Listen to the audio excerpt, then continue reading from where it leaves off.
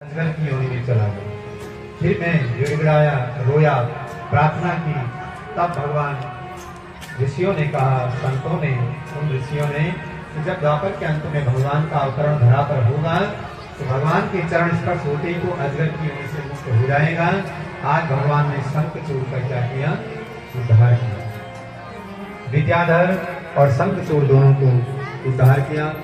ये शंखचूड़ भी भगवान का गोपियों को भगा करके ले जा रहा था। दाऊ जी ने देखा तो भागने लगे उसके पीछे। इसके सिर पर मणि है शंखचूड़ के। अजगर के रूप में जो विद्याधर है, सुदर्शन, इसका उद्धार किया। और विद्याधर जो है, सुदर्शन जो शंखचूड़ है, शंखचूड़ का सिर से भगवान ने मणि ली और वो मणि उसका बन गया। लक्ष्मी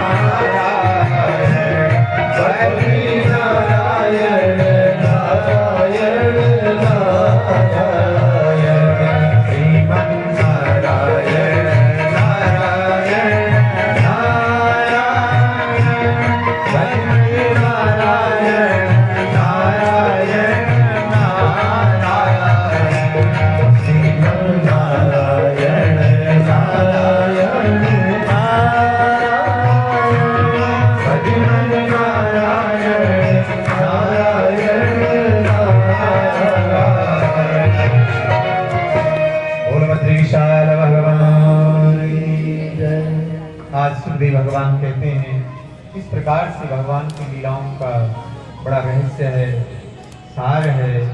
आज महाशिवरात्रि का पर्व आया। सारे ब्रजवासियों ने अंबिका वन की यात्रा की, जहाँ पर भगवान शंकर जी का बहुत बड़ा पावन सिद्ध पीठ है, स्थान है। वहीं पर भगवान शंकर का षोडशोपचार पूजन कर करके और शिवरात्रि में मध्य रात्रि तक भजन कीर्तन करते रहे। अब नंद बाबा ने कहा कि आज ऐसा करते हैं, यहीं पर विश्राम करते हैं सब, कल सुबह जाएंगे वापस। तो उसी मंदिर के परिसर में सब वहीं रात को विश्राम करके 12 बजे के बाद शिवरात्रि का जब विराम भया तो सब वहीं विश्राम करने लगे, सोने लगे। तो इसके बाद जो है नंद बाबा जब सो रहे थे तो उसी समय एक विशाल अजगर आया। उसने नंद बाबा को, भगवान नंद बाबा तो निगल लिया, पकड़ दिया उनका पैर। अब नंद बाबा जोर जोर से कृष्ण बलराम को पुकारने लगे। सारे ब्रजवासी जितने गए थे यात्रा पे, सब ने प्रयास किया। वहां पर कुछ लकड़ियां जल रही थी तो किसी ने जलती लकड़ियों से उस अजगर को पीटना प्रारंभ किया। छोड़ो नंद बाबा को, मगर वो नहीं छोड़ा। अंत में भगवान ब्रज मुकुंद आए और कन्हैया ने अपना पैर उस पर स्पर्श किया। भगवान का पैर स्पर्श होते ही वो एक दिव्य पुरुष का रूप धारण करके भगवान के चरणों में स्तुति करने लगा। हे नारायण, आपने आज मेरा इस योनि से, इस अजगर की योनि से क्या किया? मुक्ति कर दी। भगवान को जानते हैं, सर्वज्ञ हैं, और फिर भी सबकी शंकाओं को दूर करने के लिए पूछते हैं, तुम कौन हो? अजगर की योनि में क्यों गए? बोला, मैं एक विद्याधर था। इधर भोज और कंस अभी तक भगवान से बड़ा भयभीत है, बहुत प्रयास करता उनको मारने के लिए, मगर हर प्रकार से निष्फल रहा। आज अपने सैनिकों के साथ मंत्रणा करता है और कहता है कि ऐसा क्या किया जाए जो उसके मंत्री हैं भोजपति कंस के, चाणमुष्टिक, सल, तोसल आदि बाणासुर उसका परम मित्र है। तो बुलाया उसको।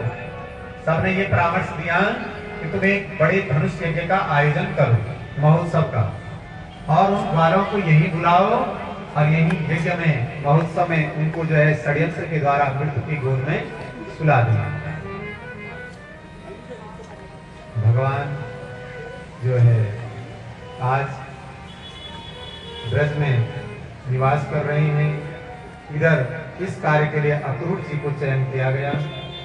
भोजपति कंस ने चाणूर के निवेदन पर आज अक्रूर जी को बुलाया सभा में और अक्रूर जी के लिए कहा कि आप कल प्रातःकाल सूर्य उदय होते ब्रज में जाइए और ब्रज में जाकर के नंद बाबा को हमारा निमंत्रण दीजिए।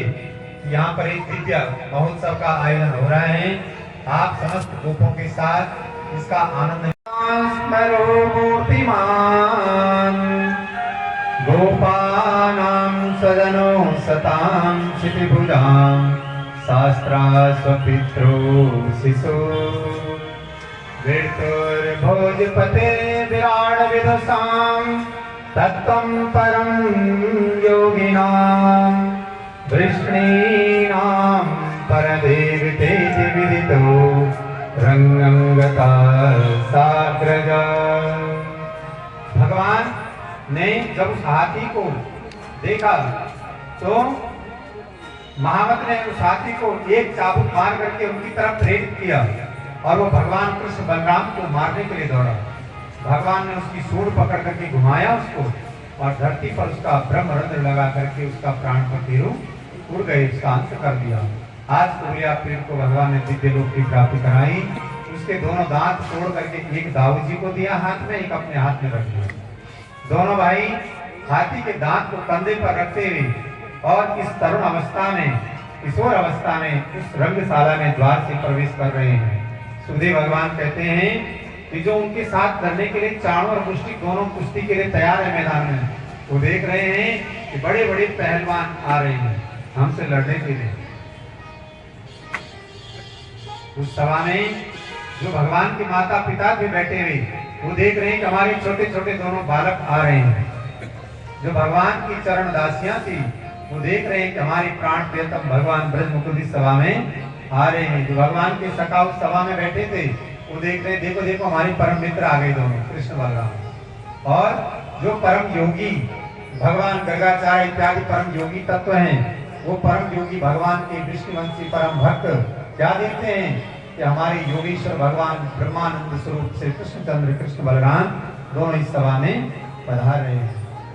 बाबा कहते हैं जाके रही भावना जैसी प्रभु मूरत देखी दिन तैसी।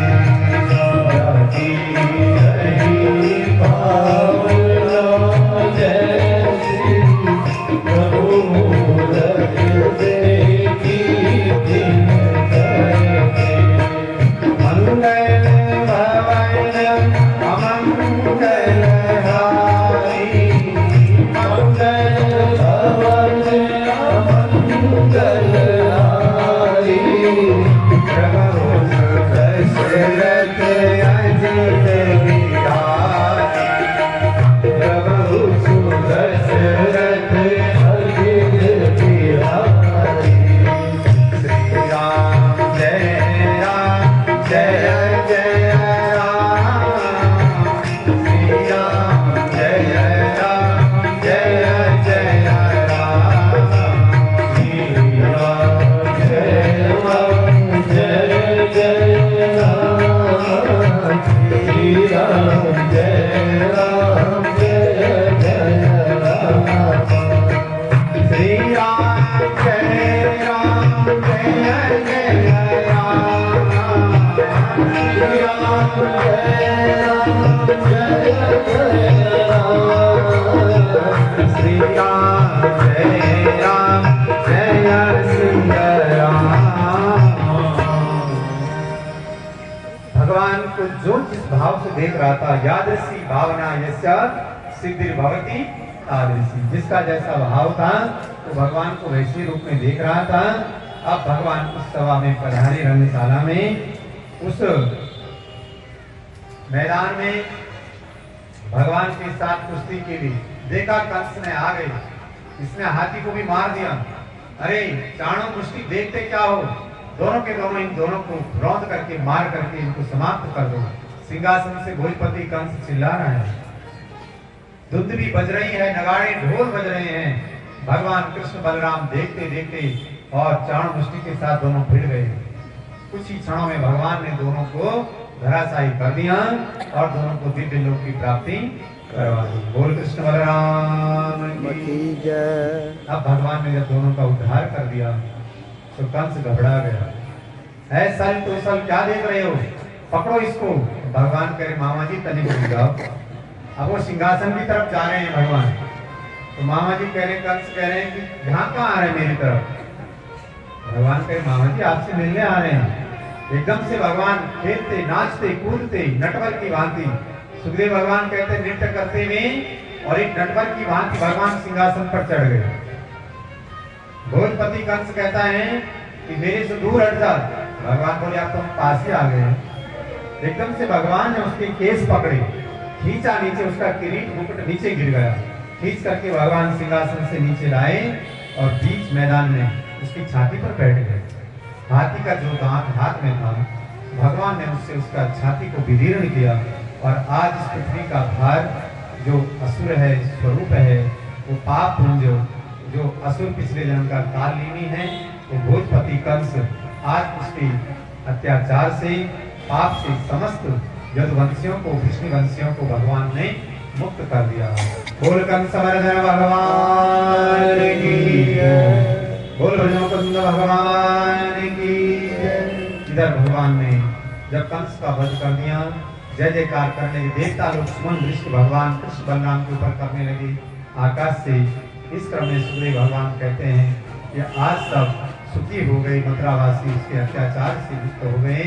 यहाँ पर कह रहे हैं परीक्षण, आज भगवान ने उनके पुत्रों को कहा कि तुम अपने पिता का अंत्येष्टि का इत्यादि करो। इसके बाद आज मथुरावासी समस्त कह रहे हैं कि अब भगवान आपको ही राजगद्दी पर बैठना चाहिए।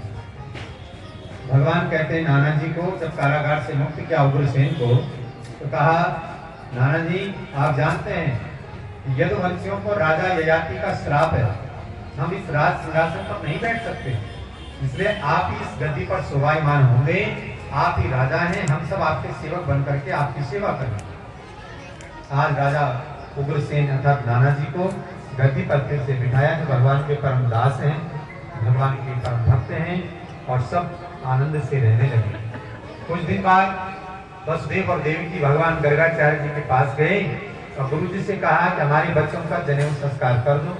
फिर गर्गाचार्य जी ने शुभ मुहूर्त पर दोनों बालकों का, कृष्ण बलराम का उपनयन संस्कार किया, जनेऊ संस्कार, और इसके बाद दोनों को शिक्षा प्राप्ति के लिए, विद्या प्राप्ति के लिए उज्जैन में संदीपनी मुनि के आश्रम में भेज दिया।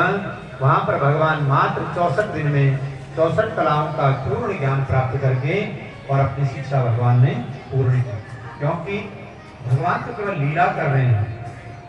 भगवान जो जिनकी श्वास से जो वेद प्रकट हुए हैं, जिनकी श्वास से वेद प्रकट हुए हैं, वो भला क्या पढ़ेंगे, कौन नहीं पढ़ाएगा।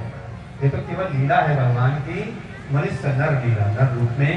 इसलिए भगवान इस परंपरा को, गुरु शिष्य परंपरा को कृतार्थ करने के लिए, उसको जीवित रखने के लिए ये सब लीलाएं पूर्ण करते हैं। गुरु गृह गए पढ़न रघुराई, तब पर काल सब विज्ञाई। गुरु गृह गए पढ़न रघुराई, तब काल विज्ञा सब। अब चाहे रघुराई बोलो चाहे यदुराई बोलो, ये यदुकुल के हैं और वो रघुकुल के हैं, दोनों एक ही हैं, कृष्ण राम दोनों। तो इसलिए आज भगवान 64 दिन में सारी विद्याओं को पूर्ण करके गुरु जी से कहते हैं गुरुदेव हमारी शिक्षा पूर्ण हुई, हम आपको क्या दें। गुरु जी ने कहा देखो मुझे तो कुछ नहीं चाहिए, पर हाँ गुरु माता स्त्री स्वरूप है, अगर उनकी कोई इच्छा है तो दक्षिणा के रूप में कुछ मांग सकती हैं, गुरु माता से पूछो। गुरु माता ने कहा कि मेरी तो एक ही इच्छा है और उसको कोई पूर्ण आज तक न कर पाए न कर पाएगा। भगवान ने कहा तुम प्रकट करके तो देखो, बोल के तो देखो। तो मैया बोली, गुरु माता बोली कि अगर तुम ला सकते हो मेरे पुत्र को। भगवान ने कहा तुम्हारा पुत्र कहाँ है।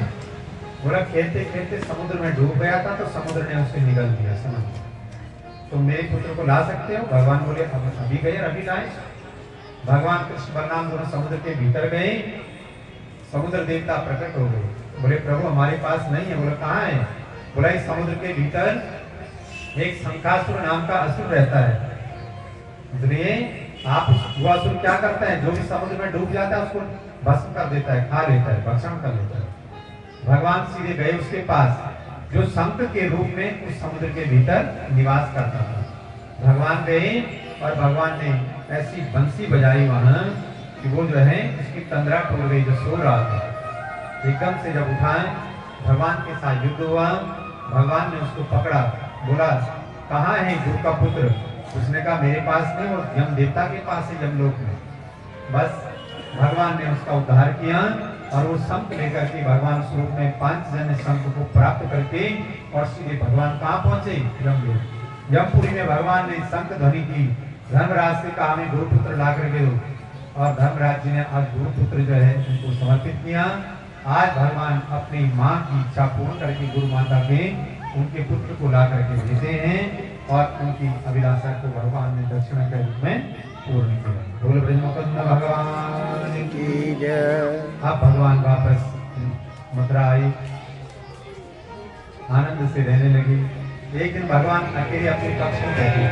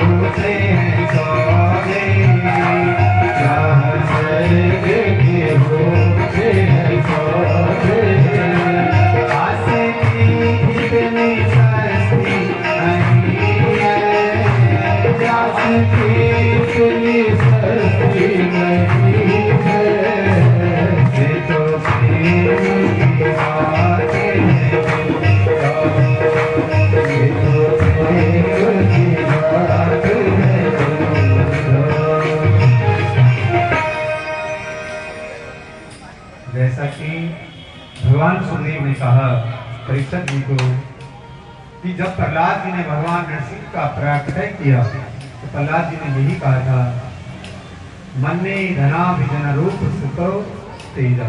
मेरा मानना है कि भगवान को प्राप्त करने के लिए ना तो रूप की आवश्यकता पड़ती है, न तेज, न ज्ञान, न विद्या, न तप, न धन। भगवान को तो समर्पण भाव से और भक्ति के डोर से बांध करके ब्रह्म को प्राप्त किया जाता है। आज गोपियों की चरण धूलि उस रज को उद्धव जी ने अपने मस्तिष्क पर धारण किया, राधा जी की दास बन गई, श्री जी की चरण धूलि को अपने माथे पर लगाया और वापस जब मथुरा में आए तो बाबरी होकर के आए।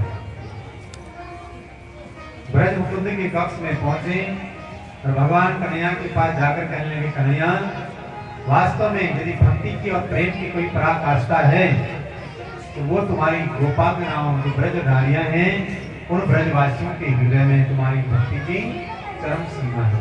अगर कहीं देखना है तो वहां जाकर के उस प्रेम और उस समर्पण को क्या किया जा सकता है, अनुभूति उसकी की जा सकती है।